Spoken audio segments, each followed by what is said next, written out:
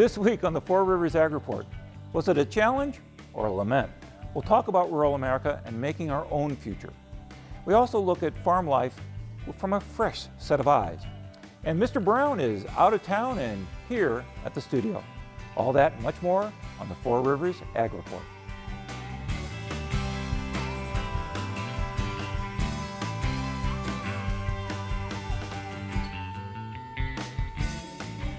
Welcome to the Four Rivers Ag Report. I'm Fred Peralta. And I thought January was supposed to be boring. Not quite the case, especially when you have a Secretary of Agriculture disrespecting the area under his watch. Or did he? The headline reads, "Does Rural America Still Matter?" It came out of comments that Tom Vilsack, the Secretary of Agriculture, made in a speech to the Farm Forum on December 6th about how rural America needs to start talking about its dwindling impact on national politics. And it picked up steam after the Farm Bill got shoved aside without any ag input. But in reading the transcript, it seems that the Secretary was really calling for an adult conversation on how to increase rural America's relevance. Why is it, he said, we don't have a Farm Bill? It isn't just a difference in policy, it's a fact that rural America, with its shrinking population, is becoming less and less relevant to the politics of this country. And we better recognize that, and we better begin to reverse it. He goes on to say that it's time for a different thought process and making of this great economy, this exciting, innovative, creative economy that will attract people from all over the world and do extraordinary new things that will put America back in business of making and creating again, is rooted in rural America. Now with me now, here to talk about how we move from how we move to make rural America relevant again is Chris Langen, a geography professor at Eastern Illinois University, a good friend of ours, and in interest of full disclosure, grew up in a town of 180? Yes, yes. Very small. Very small town. So you are used to this conversation. Oh, definitely, yes. So, Chris, you've been doing some research. Is rural America, in fact, losing population, and what type of population are we losing? Rural America has been losing population almost as quickly as our country was populated back in the 1800s, late 1700s, early 1800s. You know, it's just kind of a fact of life that as a society becomes more and more industrialized, rural to urban population shifts do take place. So you tend to start more people flocking into urban areas, and it's just kind of the natural progression of population shifts. So how much are we losing in rural population each decade? Oh, or every year, I don't know. As far as percentages or real numbers, I haven't really kept track of that too much. But today, generally speaking, in the United States in 2010, right about 19% of the U.S. population is found in what are classified as rural areas. Okay, so that 19% doesn't carry the same political clout that it used to, correct? No. You know, political representation is more or less directly linked to population. So the fewer people living in these rural areas, they're going to have fewer numbers of representatives in Washington. So what I get out of the Secretary's speech was really a way of, rural America better get a way of re-emphasizing its importance to the rest of the country and capitalize on that importance to, first of all, stop population from bleeding out, but secondly, remaining an important player in the national political dialogue, correct? Yes. Unfortunately, one of the just truths in life is that most parents want something better for their children. And coming out of rural areas, there oftentimes are better opportunities, whether or not that's job-wise, economics-wise, education-wise. Right. And with the fact that, especially here in a place like Illinois, where what you do on the rural landscape needs fewer and fewer people to do that each year, it just sort of keeps that rural depopulation happening. So the farms are getting bigger. The jobs that are here are less skilled and less, and henceforth lower paid. Yes. What sort of steps can we take to reverse this trend? That's where it gets, at least to me, kind of tricky. That's why I asked you. We're still, we're sort of still in a society where having proximity to something geographically still is more of an advantage for a business or an industry or basically anything. What we can do in rural America, I think, is to take advantage of some of the resources that we have. In Vilsack's speech, he did try to emphasize some of the positives, the potentials that we have with things like renewable energy, the potential to use biomass as a potential, new type of industry that can be used to help generate income and to hopefully draw people into some of these rural areas. To the extent to whether or not that's going to happen or not is still something that's unknown. Now, the cost per mile of any sort of infrastructure is set. Yes. Okay. The problem with rural America is there's so many more miles for the infrastructure to stretch. In between people, yes. Right. Is there infrastructure that rural America can concentrate on to try and help? To try to help strengthen its overall usefulness. As far as maybe an easier infrastructure would be looking at things like broadband communications and things like that. So to the extent that people living in rural areas or those that might be enticed to move into rural areas could use more information or technology-based types of tools like the internet and things like that, that's also another option where I think once people maybe get to a point where more and more jobs tend to be of such a manner where you don't have to be in one physical location to do that job, I think that does hold a little bit of promise for new types of opportunities in rural America. Okay, now this isn't a question I pre-floated to you, so I apologize if you give me the what? But what about education? That's one of those things where, given the property tax structure of Illinois education, there's a huge conflict between counting on agricultural fields to pay us a larger share of the cost of schools, but yet without good schools, communities dry up. And you need good teachers for good schools, and it's difficult to attract good teachers to rural places where there's fewer opportunities. So yeah, it's kind of this vicious circle that we're in now where it's going to be very difficult to reverse it. I'm from a rural area like you mentioned, and as much as I like to go back home and someday hope to see my little town thriving once again with new business coming there, it's, the realist in me really wonders if that's ever going to happen. I think though that there are things that we can do, some small incremental things that we can do to at least stop any more further decline in population and revenue loss and things like that. And then there are going to be a few of those niche opportunities, with agriculture specifically, where we could possibly get some new types of businesses in and have some new potential for the future. Well, Chris Langen of the Geography Department of Eastern Illinois University, thank you so much.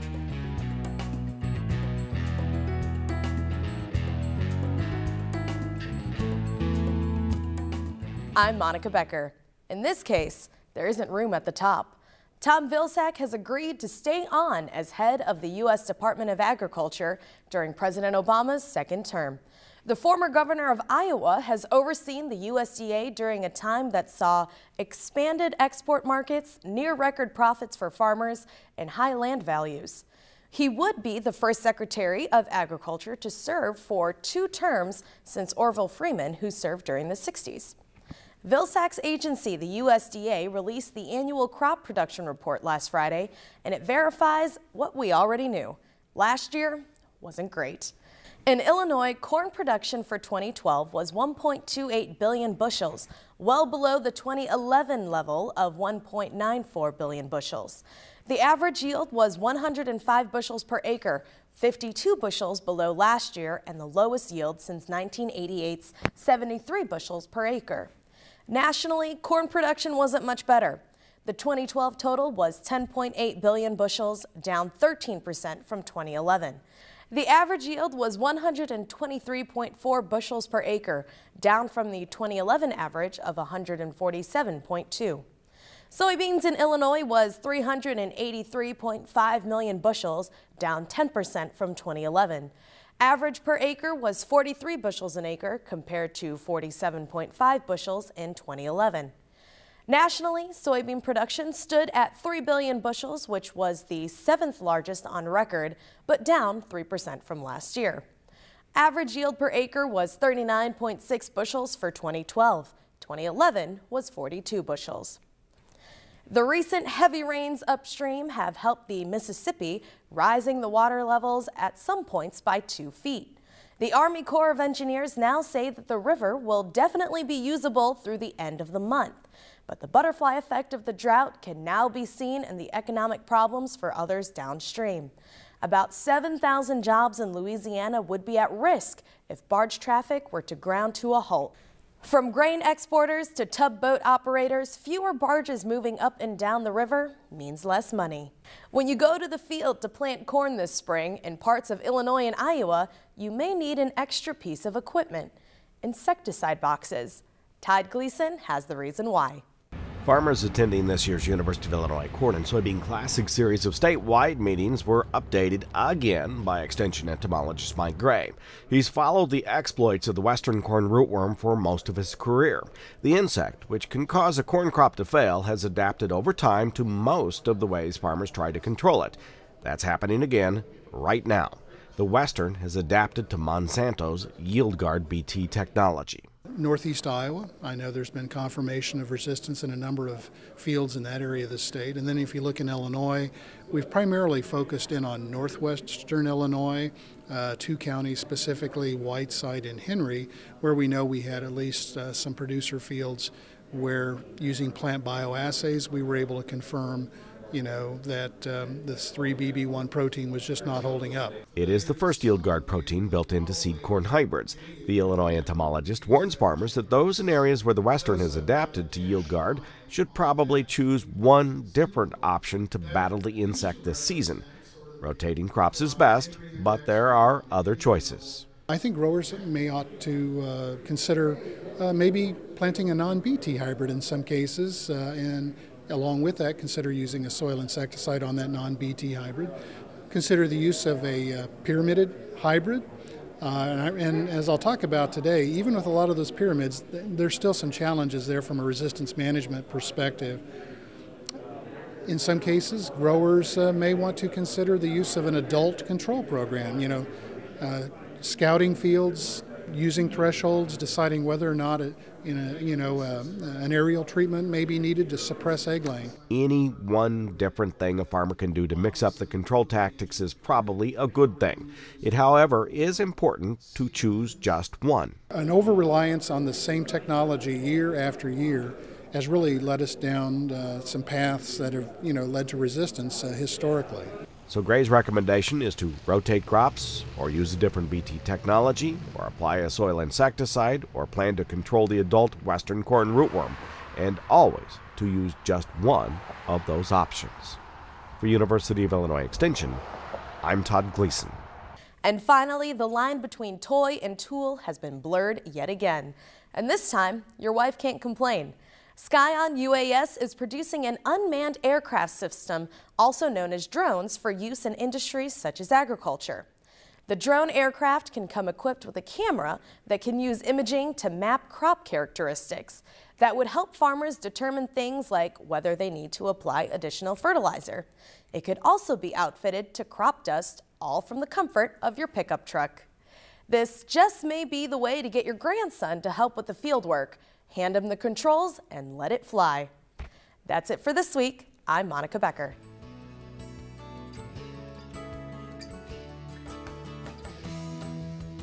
Now, one of the more popular segments on the Four Rivers Ag Report is our monthly visit with what I refer to as the crop guys during the growing season.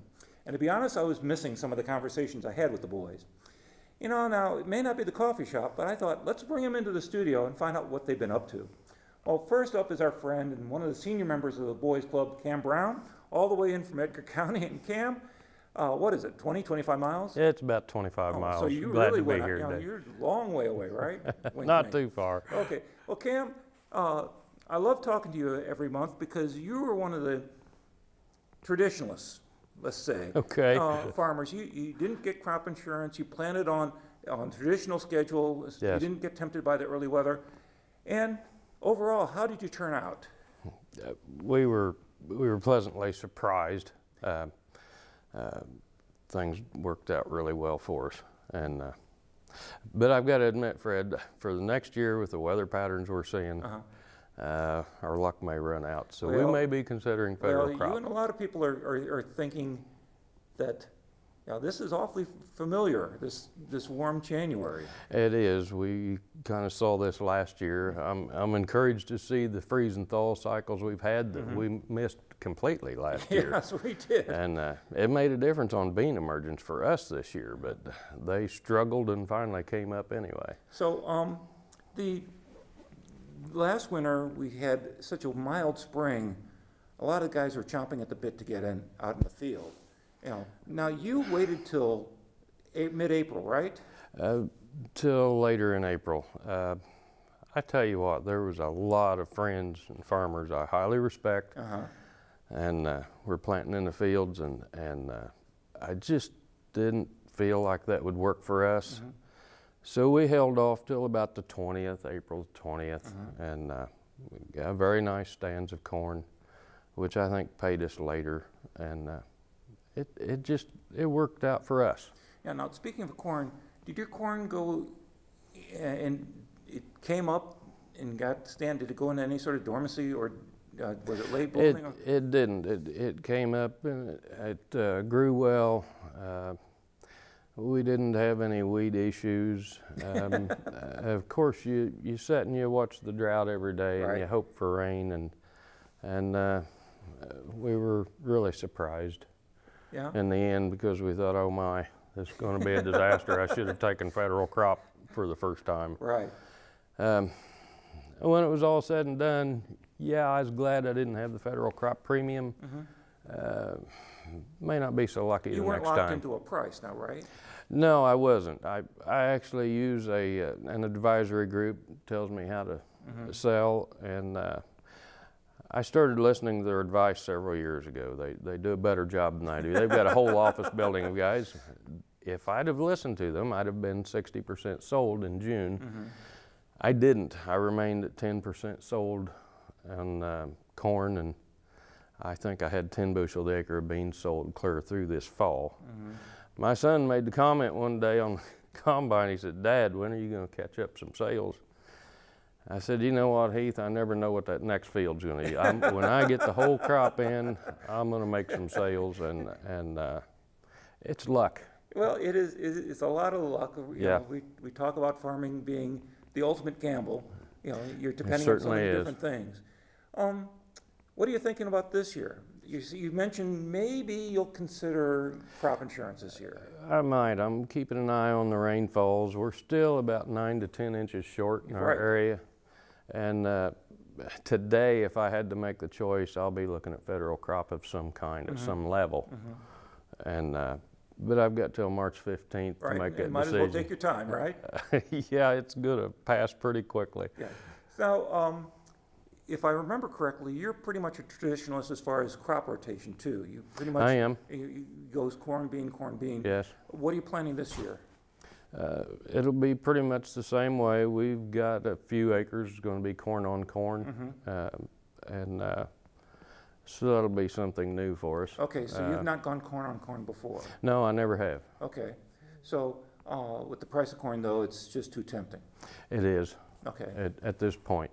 Okay, so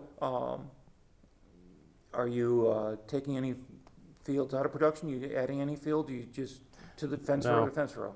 It'll be the same crop plan we've used for the last several years. Quite frankly, the corn on corn comes from a farmer that's retiring, and that's how he wants it. Okay. And that's fine. Okay. And so it'll be educational for us. So I was going to ask you, what are your neighbors thinking and doing? Pretty much the same type of thing. If they've had a third, 2/3 rotation, they're sticking with it. Most interesting thing about coffee shop talk this year, normally farmers talk about how high their yields are. This year I heard guys bragging about who had the lowest. so tough year, and we all got through it. And thank gosh we did. Yes. So, well, Cam, I'm looking forward to talking to you every month. I enjoy starting talking up in March, and let's hope this year's a little more cheerful talk. I thought I was the suicide watch counselor there for a while. You sure were. Well, thank you, nice Cam. talking with you. Okay. One of the great things about being on the campus of Eastern Illinois University is I get to interact with some pretty amazing students. And sometimes they even listen to me. But working with students, you find out that the kids are all right. One of my students and this semester's WEIU intern, TJ Boger, did a really good final project for his videography class, and I wanted to share it with you all. Here's a visit with the Will family of Newton and The Simple Life.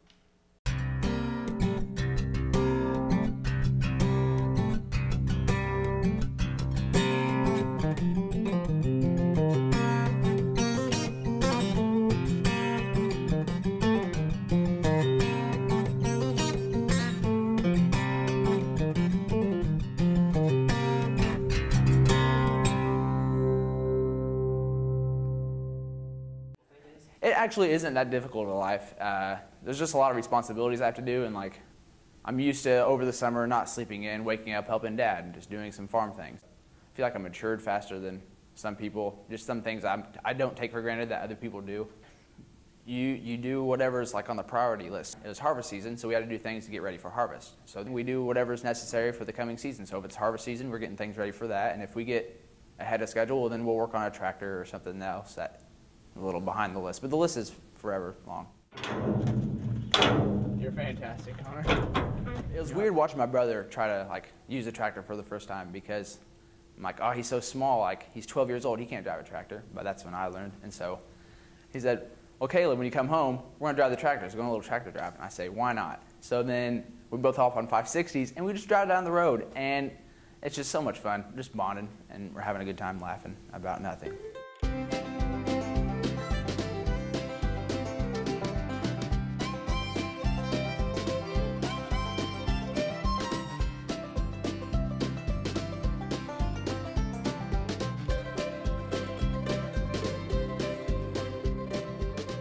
We got Zoe about like 4 years ago, July 4th, like a little rescue dog. Someone was like, hey, you guys want this dog? And Dad said no. But Mallory, my younger sister, said yes. And she said yes several times that whole night. And you know, 4th of July, fireworks, sparks were flying, so we got her. She is spoiled because she hops in the truck like she's one of us, and she sits down and gets all excited, looks outside.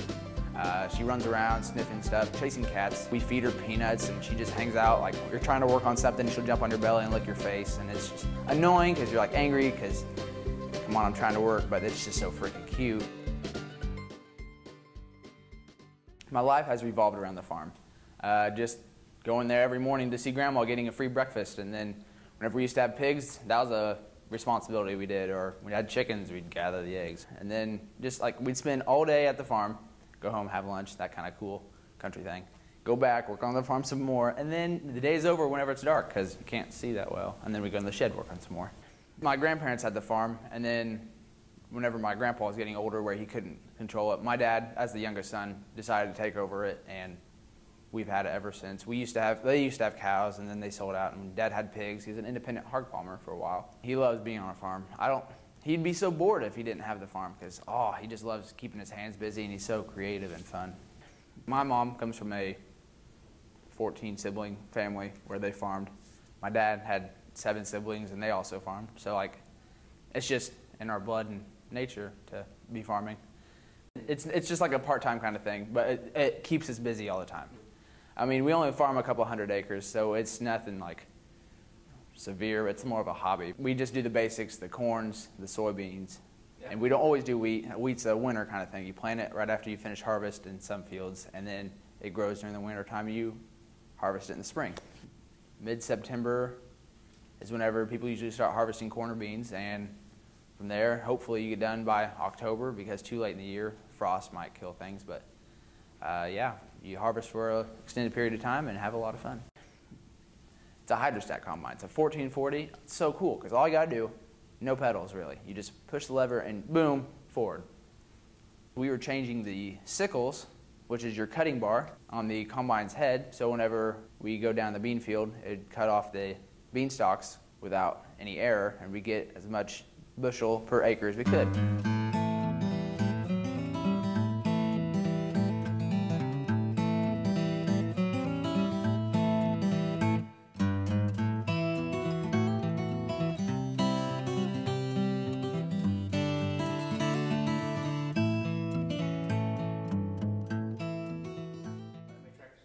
We own about 8 tractors, roughly, varying from little bitty, like 25 horse to 160 horsepower.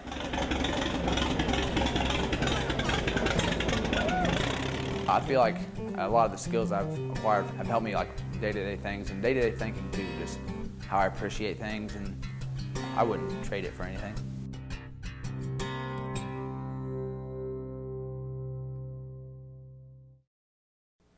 That's it for this week. Thanks for watching us. Now make sure you follow us on Twitter at 4 Rivers Ag, no spaces. We talk about what's going on in the show, interesting people we meet, odd things I find on the web, who knows what. But make sure you follow us. So work hard, be safe, and enjoy the beautiful sunsets. I'm Fred Peralta, and thanks for watching the 4 Rivers Ag Report.